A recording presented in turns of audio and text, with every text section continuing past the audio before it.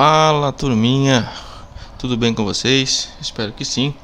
Vamos ser bem rápidos, vamos ser bem sucintos nesse vídeo. E aí o tema desse vídeo é: será que você realmente sabe tudo sobre interseção de conjuntos? É claro. Porque quando fala interseção de conjuntos, todo mundo fala, ué, é óbvio, é o que tem um e tem outro, não é verdade? É verdade. Mas vamos estudar hoje algumas propriedades e aí que vão parecer lógicas no início, mas que você vai depois pensar, depois você vai pensar consigo mesmo, por que eu nunca pensei assim? Tá ok? Continua até o final aí que tem bastante coisa boa pra gente falar hoje.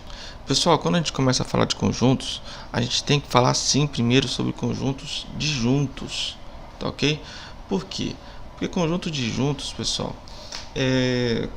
porque algumas propriedades se aplicam exclusivamente a eles. A gente já vai falar mais para frente. Bom, uma coisa interessante que a gente tem que falar entre conjuntos disjuntos é que a interseção deles sempre é vazia. Por quê? Porque é lógico, não tem nenhum elemento entre eles. Por exemplo, o conjunto 1, 2 e 3. Faz de conta que esse aqui fosse o número 1, o número 2 e o número 3. E o outro conjunto fosse o número 5 e 6. Tá? Bom, eles não têm nenhum elemento em comum, então por isso eles são vazios, tá? O outro exemplo, conjunto A dos triângulos retângulos e conjunto B dos triângulos equiláteros. Para quem não sabe, triângulo retângulo é o que tem um ângulo de 90 graus. Do triângulo equilátero, todos os ângulos são iguais, porque os lados são iguais, 60 graus. Então, neste caso, não tem nenhum que faça parte dos dois ao mesmo tempo, tá ok? A gente vai falar agora de algumas propriedades. Para quem não viu, eu vou deixar aqui aqui um card sobre um vídeo bem interessante em que eu vou falar sobre algumas notações que estão aqui, estão lá nesse vídeo. Só que lá no vídeo eu até falo de interseção também, mas vou falar muito rápido, então aqui a gente vai aprofundar um pouquinho mais.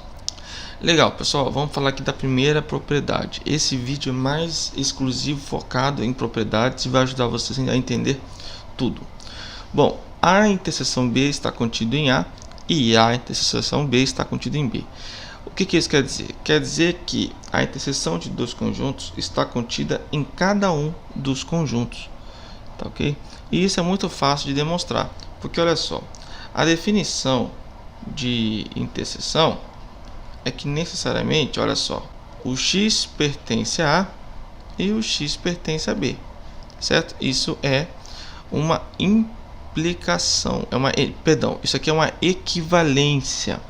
Eu vou deixar um card aqui falando sobre isso, implicação e equivalência de conjuntos. O que quer dizer uma equivalência? Quer dizer que a ida e a volta são verdadeiras, tá certo? Então, se x pertence a A e x pertence a B, ela é uma interseção entre os dois conjuntos. O elemento está nos dois ao mesmo tempo, por conta do e.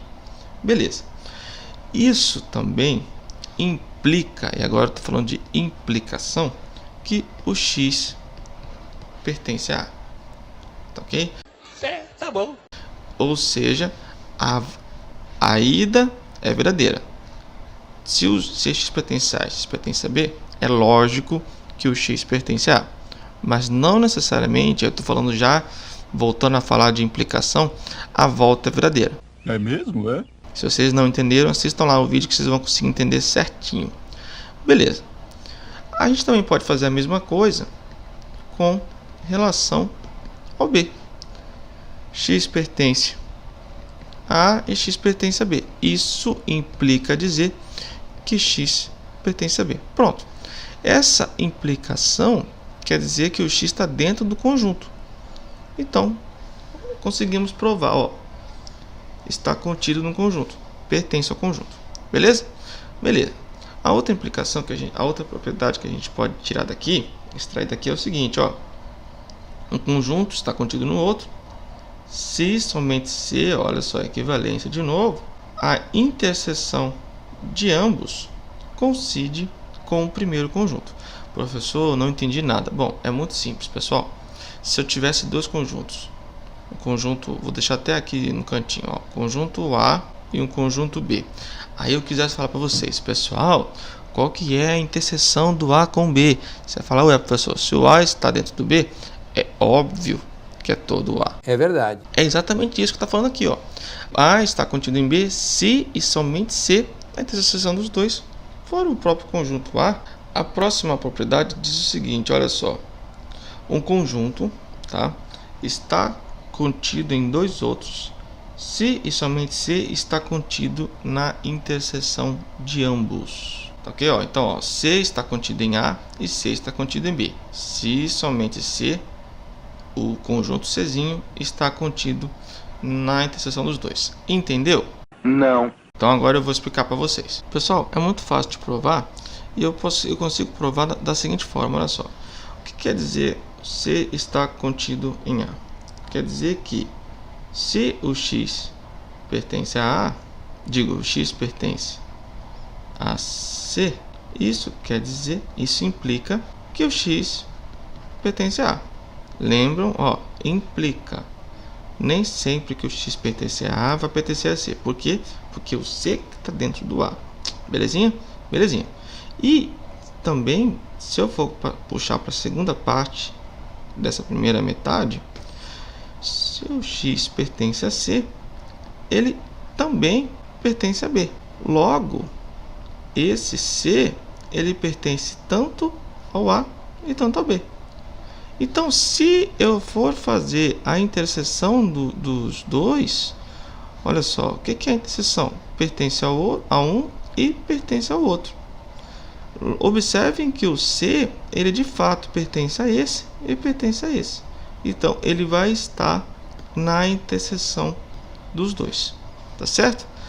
Bom, quarta propriedade de inclusão e interseção de conjuntos fala o seguinte, olha só, se um conjunto está contido no outro, então a interseção do primeiro com o terceiro está contida na interseção do segundo. Cara, o que isso quer dizer? Não sei. Meu Deus, vamos tentar traduzir para vocês? Então bora. Pessoal, para demonstrar isso aqui, vamos recorrer ao diagrama de Venn? Bom, vamos. Então, imagina o seguinte, olha só, imagina que eu tenho novamente um conjunto A e eu tenho aqui um outro conjunto B. O A está contido em B, é o que está falando aqui. Aí nós vamos imaginar ainda um terceiro conjunto, o conjunto C. Qual que seria a interseção de A com C? Não seria isso aqui, ó? Tá, mas essa interseção de A com C é isso aqui, certo? Beleza, certo, professor, certinho. Agora eu pergunto a vocês, qual que é a interseção de B com C? Você fala, ué, professor, é tudo isso aqui.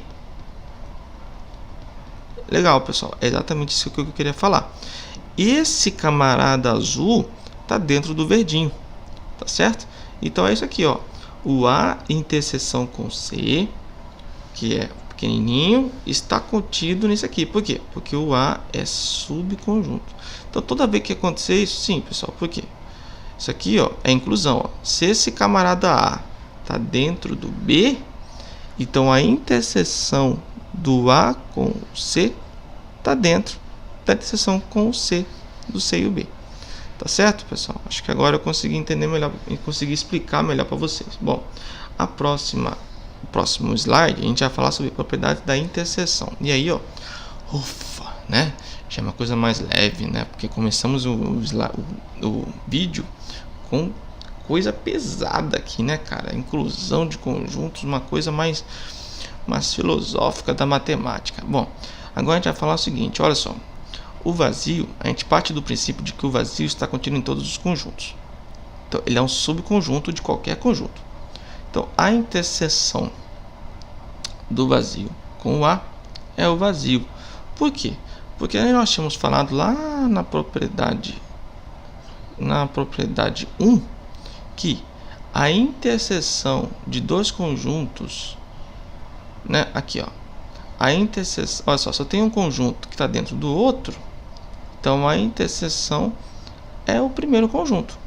Então, se valendo dessa propriedade, a gente pode fazer o seguinte, olha só, se eu tenho um conjunto dentro do outro, a interseção é o próprio conjunto, certo? Então, é o vazio por causa disso. Da mesma forma, a gente tira a segunda. Porque olha só, eu tenho um conjunto universo, são todos os elementos que a gente pode possuir ali. E aí um certo conjuntinho A que está dentro dele. A interseção dos dois é o próprio A. É da mesma forma. Então, essas propriedades, todas elas estão interligadas. A interseção com o seu complementar é o que falta, tá ok? Para quem não sabe, complementar é o que falta para o conjunto chegar ao universo. Então, complementar seria todo o resto. Vocês concordam comigo que eles são disjuntos, porque ou está no complementar ou está no A. Por isso, propriedade vazia. Olha só, o resultado dá um vazio. E a interseção com A é o próprio A. Por quê? Porque todo conjunto está contido em si próprio, né? O conjunto das partes, inclusive, a gente vê ele de novo. Então está bem mais leve. E as outras duas propriedades são bem interessantes, que a gente vai usar muito no cálculo, nas operações de conjuntos, que é a comutativa, ou seja, tanto faz você fazer A inter B ou B inter A, e a associativa. Se eu tenho várias interseções, pouco importa quem eu vou pegar. E aí é bem fácil a gente demonstrar isso. Eu vou demonstrar por diagrama de Venn. Imagina aqui que eu tenho três conjuntos, tá, ok? O conjunto A, o conjunto B e o conjunto C. E aí eu falo para vocês, pessoal, faz primeiro aí, ó. Eu quero saber a interseção, né, com o B interseção C. Olha só, eu vou pegar esse camarada primeiro, certo? Se eu pegar esse camarada primeiro, B inter C, quem que vai vir aqui, ó? B interseção com C. É todo esse camarada aqui, correto? Ó, B e o C. Só que eu quero agora só esse conjunto interseção com A. Então, olha só. Quando eu fizer isso, eu vou ter que excluir esse camarada aqui. Então, ó, vai ficar, na verdade, só isso. Porque é o que fazia parte desse azul com o vermelho. Tá? Beleza, ó, realmente ficou o centro daqui. Agora eu vou fazer ao contrário. Eu vou fazer esse camarada aqui, ó. A interseção com B.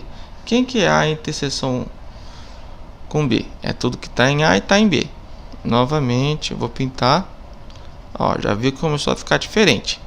Porém, quando eu fizer a interseção com C, eu vou pegar essa parte azul que faz parte do C também.